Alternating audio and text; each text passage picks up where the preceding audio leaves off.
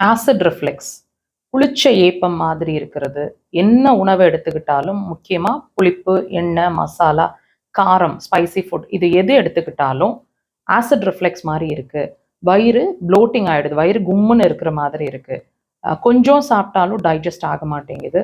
புளிச்ச ஏப்பம் மாதிரி இருந்துகிட்டே இருக்குது. அந்த ஆசிட் ரிஃப்ளெக்ஸ் வந்து தொண்டையிலையும் வாமிட் வர்ற மாதிரி, தொண்டை எரிச்சலும் வாமிட் கூட வர்ற மாதிரி இருக்குது. மூக்கெல்லாம் எரியிற மாதிரி இருக்குது. அந்த மாதிரின்னு ஃபீல் பண்ணிட்டு இருக்கீங்க அப்படின்னா இந்த பாயிண்ட்டை வச்சு உங்களோட அசிடிட்டி அல்லது ஆசிட் ரிஃப்ளெக்ஸை படிப்படியாக ட்ரீட் பண்ணிக்கலாம். லொக்கேஷன் பாருங்கள்.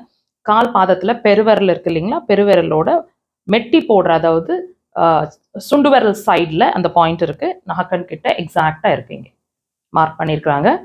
உடலை நோக்கி இப்படி ப்ரெஷருங்க, இது மாதிரி ப்ரெஷர், டீப் ப்ரெஷர்ஸ். விரல்கள்னா இப்படி clockwise direction, deep pressures. 2 கால்களையும் ப்ரெஷர் கொடுக்கணும்.